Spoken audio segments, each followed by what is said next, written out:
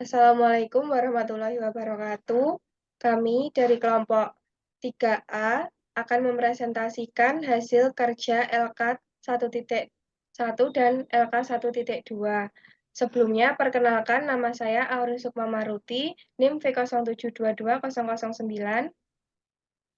Saya Dimas Prakoso, NIM V072013. Saya Marsila Dwi dengan NIM V072039. Saya Ramadhanti Nur Fadila dengan NIM V07220053. Saya Rifa Sawidia Putri, NIM V07220055.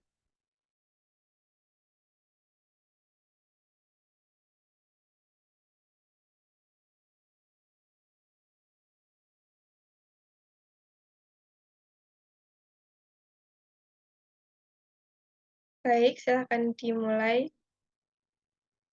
Untuk kasus pertama, kelompok kami mengambil pada kasus mantan Kepala Kepolisian Daerah Sumatera Barat, Kapolda Sumbar, Inspektur Jenderal Irjen Teddy Minahasa, yang akan menghadapi sidang tuntutan kasus dugaan jual beli narkoba. Teddy Minahasa diduga tersangkut masalah penjualan barang di narkoba jenis sabu seberat 5 kg dengan tawas. Keputusan Irjen Teddy Minahasa menjadi Kapolda Jatim langsung dibatalkan oleh Kapolri Listio Sigit. Teddy Minahasa kemudian dimutasi menjadi Pati di Yama Polri dalam rangka pemeriksaan. Dalam sidang dakwaan terungkap, AKBP Dodi diperintahkan Irjen Teddy Minahasa menggantikan bagian barang bukti narkotika jenis sabu dengan tawas. Alasannya untuk bonus anggota. Dodi mengaku sempat menolak, namun akhirnya menjalankan perintah Teddy sebanyak 35 kg sabu dimusnahkan dari total 1,4 kg sabu.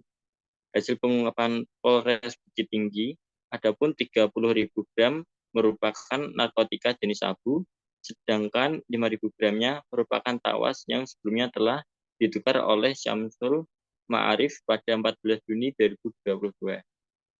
Irjen Teddy Minahasa didakwa dengan dakwaan primer yakni pasal 114 Undang-Undang Dasar Republik Indonesia nomor 35 tahun 2009 dengan narkotika nomor pasal 55 1 ke 1 KUHP dan dakwaan subsidiar pasal 112 ayat 2 Undang-Undang Republik Indonesia nomor 35 tahun 2009 tentang narkotika pasal 55 ayat 1 ke 1 KUHP.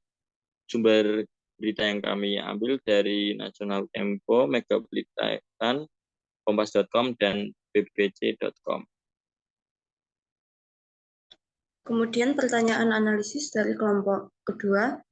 Yang pertama, apakah hukuman dari dakwaan yang dijatuhkan kepada Irjen Teddy Minahasa merupakan hukuman yang setimpal dengan apa yang telah ia lakukan? Jawaban dari kelompok kami, setimpal, sebab dengan hukuman tersebut ia tidak akan menyalahgunakan lagi jabatannya serta mengetahui bagaimana bahayanya narkoba terhadap generasi penerus bangsa ini, serta menjaga nama baik Polri.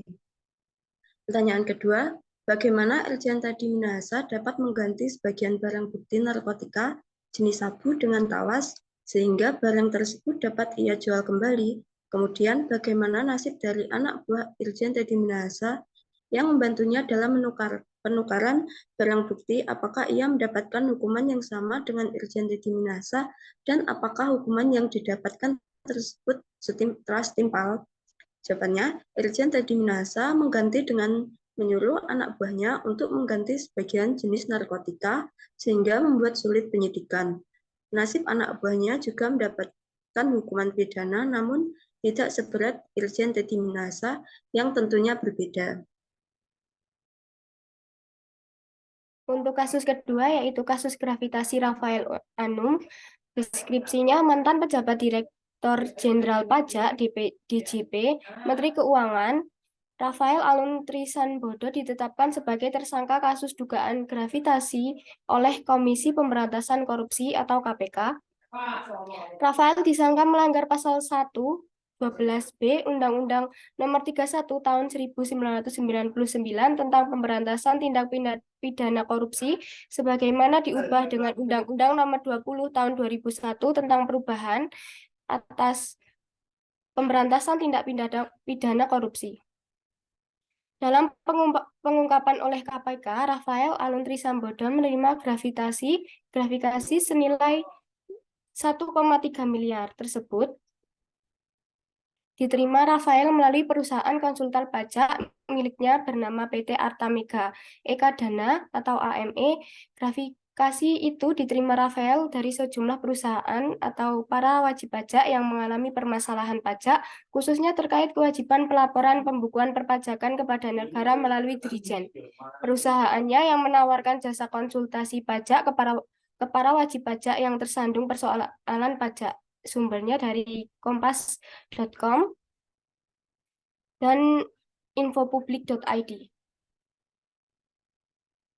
Selanjutnya, pertanyaan mengenai kasus tersebut. Yang pertama, dengan gratifikasi hingga sebanyak 1,3 miliar tersebut, berapa lama perkiraan Rafael Alun Trisambodo melakukan tindakan tersebut dan bagaimana kasus tersebut dapat ia lakukan padahal ia merupakan pejabat Direktorat Jenderal Pajak Kementerian Keuangan? Apakah jabatannya berpengaruh terhadap kasus yang ia telah lakukan? Jawabannya yaitu, menurut kami, ia telah melakukan semenjak ia naik jabatan sebagai Direktorat Jenderal Pajak. Ia memanfaatkan jabatannya dengan gratifikasi dari perusahaan atau para wajib pajak yang mengalami permasalahan pajak, khususnya terkait kewajiban pelaporan pajak serta mengarahkan perusahaannya yang menawarkan jasa konsultasi pajak ke para wajib pajak yang tersandung persoalan perpajakan. Terhadap jabatannya yaitu berpengaruh sebab dengan jabatannya tersebut ia bisa semena-mena untuk melakukan perintah yang ia inginkan. Pertanyaan selanjutnya yaitu, menurut Anda bagaimana tindak pencegahan yang efektif dan efisien yang dapat dilakukan supaya para pejabat di pemerintahan tidak melakukan tindakan suap, korupsi, dan gratifikasi? Jawabannya yaitu, menurut kami, upaya efektif yang bisa dilakukan dengan meniatkan bekerja sebagai salah satu ibadah untuk menafkahi keluarga dengan uang yang halal. Sebab niat yang baik pasti akan membawa ke jalan yang baik. Dan sebaliknya, jika kita niatkan dengan buruk, maka apa yang kita dapat juga tidak baik. Kemudian, mensyukuri apa yang telah kita miliki sekarang dengan perasaan cukup, maka hedonisme tidak akan muncul. Sebab kita harus memahami mana kebutuhan dan mana keinginan. Selanjutnya, menjaga faktor lingkungan dan pergaulan. Sebab lingkungan sangat berpengaruh dalam perilaku sehari-hari. Dan yang terakhir, memahami arti gratifikasi serta menghindari atau meminimalisir pertemuan dengan stakeholder. Baik, sekian yang dapat kami sampaikan. Kesimpulan dari kedua isu yang kami bahas, isu tersebut berkaitan dengan materi yang kami pelajari selama 1 semester, yaitu isu pertama berkaitan dengan materi ketahanan nasional dan isu kedua berkaitan dengan materi bab konstitusi. Selain itu, isu yang kami bahas berkaitan dengan SDGs kehidupan sehat dan sejahtera untuk kasus pertama dan SDGs perdamaian keadilan dan kelembagaan yang kuat. Lalu, untuk kedua kasus tersebut, kami rasa vonis penjatuhan terhadap Irjen Teddy Minahasa dan Rafael Anum telah sesuai dengan ketentuan yang ada menurut Undang-Undang Dasar NKRI tahun 1945. Lalu, harapan dari kelompok kami, semoga kita menjadi lebih berhati-hati dalam menggunakan jabatan, serta mampu memahami asas-asas kewarganegaraan sesuai aturan yang ada dengan baik dan benar. Sekian dari kami, mohon maaf jika terdapat kesalahan dalam pengucapan kata. Semoga presentasi yang kami sampaikan dapat bermanfaat dengan baik untuk kita semua. Terima kasih atas perhatiannya. Wassalamualaikum warahmatullahi wabarakatuh.